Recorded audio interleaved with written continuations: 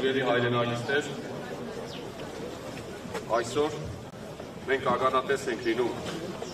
ոչ թե պարզապես դատավարության, դատական նիստի, այլ մեր կողքի գտնվող շենքում իրականում դատվում է արտարությունը։ Մենք բոլորս այստեղ ենք պաշտպանելու հենց այդ արտարությունը, որն այսօր մարմնավորվում է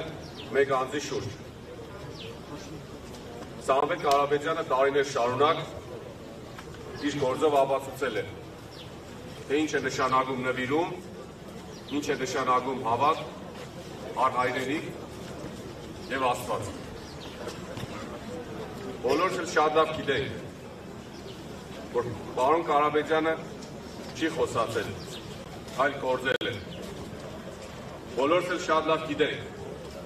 որ պարոն Կարապետյանը կառուցել է հայրենիքը լռությամբ։ Բոլորս էլ շատ լավ գիտենք, որ նրա ձեռքով է վերականգնել մեր երկրի արժանապատվությունը, քանդված շենքերի, կորսված հավատի և խամրած հույսերի փոխարեն ստեղծելով նոր իրականություն։ Եվ հենց դա է պատճառը, որ փոքրիկ խմբակը այսօր փորձում է խաչել նրան, որովհետև նրա գործը վախեցնում է շատերին։ Բայց մի բան պետք է հիշենք, արտարությունը չի մահանում, արտարությունը գոյություն ունի այնքան ժամանակ, քանի դեռ մենք կանք, քանի դեռ ժողովուրդը կանգուն է։ Հենց այսօր, սիրելի ժողովուրդ, դուք ապացույց եք, որ Սամվել Կարապետյանի կողքին ոչ թե պարտադրանքով ենք, այլ մեր համոզմունքով, որովհետև մենք գիտենք, փոքրիկ խմբակն էլ գիտի, որ պարոն Կարապետյանը չի քանդել, այլ կառուցել է, չի կողացել։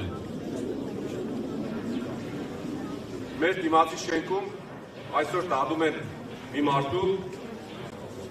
ումից իրոք վախենում են։ Եվ ամենացավալին այն է, որ դատում են մի մարդու, դատում են մի համակարգ, որը չունի որևէ բան արած հայրենիքի համար։ Ասեմ ավելին, հենց այս նույն մարդիկ,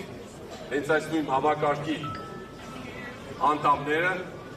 նույնիսկ իրենց անձնական միջոցներով երբևիցե չեն օգնել իրենց հարևաններին։ Բայց մի բան եմ ուզում ֆիքսենք, պատմությունը շատ լավ հիշողություն ունի։ Եվ վաղը, երեկվա այսօրվա դատական նիստը հիշվելու է ոչ թե որպես մեղադրանք,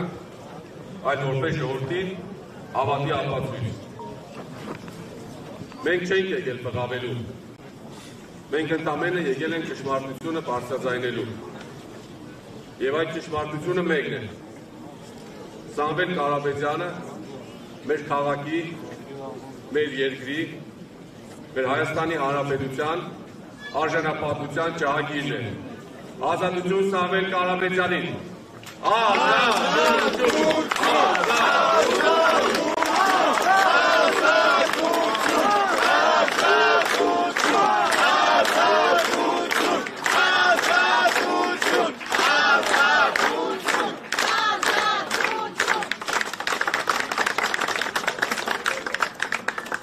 քանի օր առաջ տրված իմ հարցազրույցներից մեկում նշում էի, որ ամեն առավոտ արթնանալիս անձամբ ես չեմ պատկերացնում մի իրավիճակ, երբ ամեն ինչ ավելի վատ է լինելու։ Բայց այսօր վստահ եմ բոլորը տեղյակ եք, ձերբակալվել են ևս 8 եկեղեցականներ։ Կարծում եմ, միգուցե նաև վստահ եմ շատ դեպքերում, որ մինչ այս պահը ես խոսում եմ, ունենանք տեստական ձերբակալությունները ու խնդրում եմ բոլորին, խնդրում նաև այն մարդկանց, ովքեր հեռուստացույցի դիմաց են, ովքեր հեռախոսները ցկերին են,